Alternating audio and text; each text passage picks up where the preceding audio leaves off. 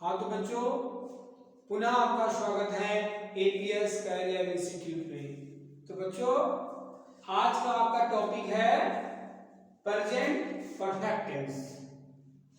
ठीक है, present perfect tense जिसकी पहचान है वाक्य के अंत में चुका है, चुकी है, चुके हैं, लिया है, दिया है आदि शब्द आता है कि किसी भी टेंस को पहचानना अति आवश्यक होता है।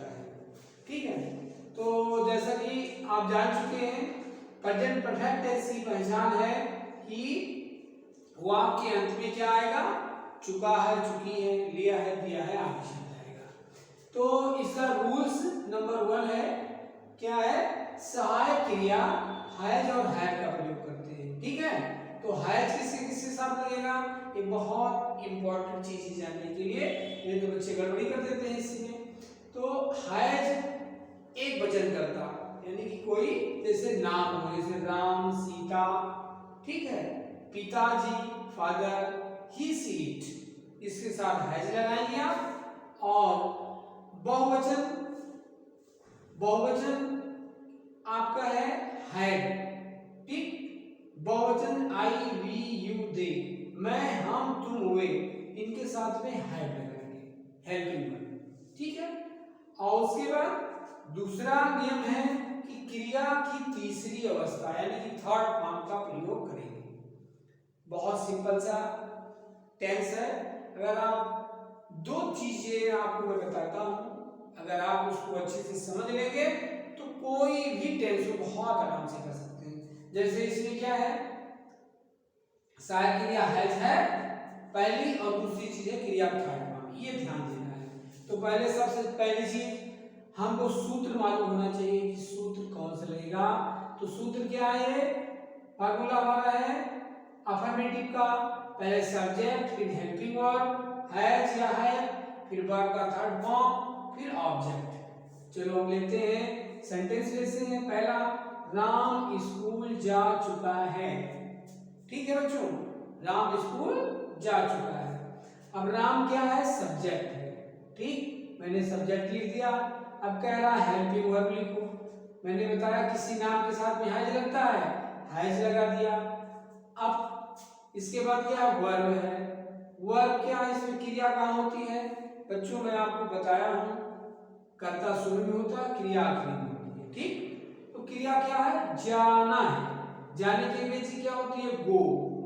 तो गो की सेकेंड फॉर्म वेंट और थर्ड फॉर्म गॉन। तो यहाँ क्रिया की तीसरी अवस्था गान का प्रयोग कर दिए। और ये हमारा ऑब्जेक्ट है।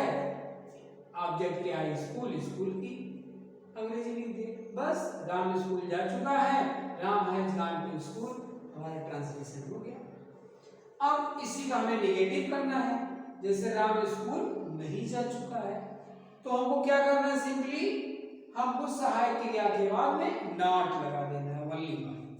जैसे देखिए, पहले मैंने लिखा सब्जेक्ट, फिर हेल्पिंग वर्ब, हेल्पिंग वर्ब के बाद नॉट लगा देंगे, फिर क्रिया का third form gone to school. ठीक, Ram has not gone to school, Ram school नहीं जा चुका है। ठीक है, अब हमारा आता है इंट्रोगेटिव। इंट्रोगेटिव में जिसमें प्रश्न पूछा जाता है। जैसे इसमें प्रश्न पूछा गया, क्या राम स्कूल जा चुका है।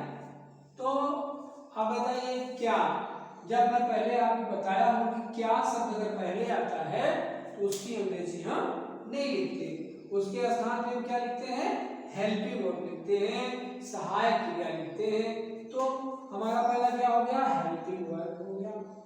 ठीक, हेल्पिंग वर्ब क्या है, क्या के स्थान पे हैज, हैज मैंने लिख दिया। ठीक, हेल्पिंग वर्ब के बाद क्या लिखेंगे, सब्जेक्ट लिखेंगे। ठीक, अब हमारा सब्जेक्ट क्या है, राम है, राम लिख दिया। सब्जेक्ट के बाद क्या लिखेंगे, वर्ब लिखेंगे। वर्ब क्या है, वर्ब में जाना है, इस जाने की अंग्रेजी गो होता है, तो गो क्रिया का थर्ड फॉर्म यूज करते हैं इसमें। तो गो वेंट गॉन हो गया। और कहाँ जाना है, स्कूल। ठीक है, ऑब्जेक्ट हमारा क्या है, स्कूल है, यहाँ स्कूल लिख दिया। क्या राम स्कूल जा चुका है, has Ram gone to school. Understand. अब हमारा दूसरा सेंटेंस आता है जिसमें प्रश्न भी पूछा जाता है और नहीं भी रहता है। जैसे राम स्कूल क्यों नहीं जा चुका है, तो ऐसे में बच्चों जब क्वेश्चन वर्ड बीच में आता है जैसे क्यों, ठीक है, तो उसका सूत्र हमारा दूसरा हो जाता है। क्या है, पहले क्वेश्चन वर्ड लिखते हैं, ठीक है। अब मैंने क्वेश्चन वर्ड क्यों यहाँ व्हाई लिख दिया उसकी अंग्रेजी, उसके बाद में हम फिर हेल्पिंग वर्ब लिखेंगे, ठीक है। हेल्पिंग वर्ब क्या है, नाम के साथ में हैज लग जाएगा, ठीक। और अब इसकी अंग्रेजी हो चुकी, हेल्पिंग वर्ब हो चुका, ठीक है। अब हेल्पिंग वर्ब के बाद हम सब्जेक्ट लिख देंगे। सब्जेक्ट क्या है, राम है, ठीक। तो व्हाई हैज राम, कर्ता के बाद नॉट का प्रयोग होता है, तो मैंने नॉट लगा दिया। व्हाई हैज राम नॉट, अब हमारी हो जाएगी वर्ब। वर्ब क्रिया क्या है, जाना, जाना की अंग्रेजी गो होता है, गो एंड गॉन हो जाएगा।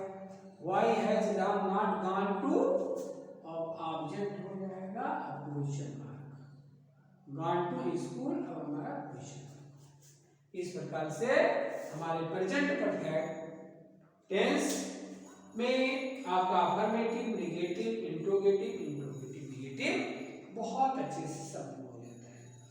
अब आपको मैं बताता हूं कि पास्ट और प्रेजेंट परफेक्ट की सिमिलरिटीज बताता हूं, ठीक है। उसमें बहुत छोटी चीज ऐसी होती है, कॉमन चीज होती है जिसको हम नहीं समझेंगे तो समझ ही नहीं पाएंगे कि ये प्रेजेंट परफेक्ट है या पास्ट टेंस है। जैसे एक सेंटेंस है हमारा, राम ने अपना काम कर लिया है, और दूसरा सेंटेंस है राम ने अपना काम कर लिया। अब इसमें अंतर क्या है भैया, अंतर केवल देखिए है, समझ रहे। इसमें प्राय बच्चे गलती कर देते हैं, समझ ही नहीं पाते कौन सा सेंटेंस है कौन सा टेंस है। तो ऐसे में बच्चों आप ध्यान से देखिए, अगर है लिखा रहेगा, ठीक है, तो हमारा क्या हो जाएगा, वो प्रेजेंट परफेक्ट हो जाएगा। काम कर लिया है, काम हो चुका है, और है प्रेजेंट का इंडिकेशन है, ठीक। और पास्ट में या ये था, ठीक है, आता ही है। तो इसके ट्रांसलेशन में क्या होगा, राम ने अपना काम कर लिया, राम करता हो गया, सहायक क्रिया है जो भी, क्रिया का थर्ड फॉर्म लगा दिए, डू माने करना, टू डन हो गया, अपना काम ही हुआ, इस प्रकार से। और इसमें क्या होगा, राम, इसमें क्रिया का सेकंड फॉर्म लग जाएगा, राम डिड हिज वर्क। तो मेरे समझ से आप लोग प्रेजेंट परफेक्ट अच्छे से समझ गए होंगे, और प्रेजेंट परफेक्ट और पास्ट में क्या सिमिलरिटीज है इसको भी समझ गए होंगे। तो बच्चों ऐसे ही आप लोगों को मैं अच्छी ट्रांसलेशन की नई वीडियोस आपको भेजूंगा, और कोई चीज अगर आपको क्वेश्चन पूछना है, कोई भी परेशानी होती है, तो आप कमेंट बॉक्स में क्वेश्चन भी पूछ सकते हैं। Thank you.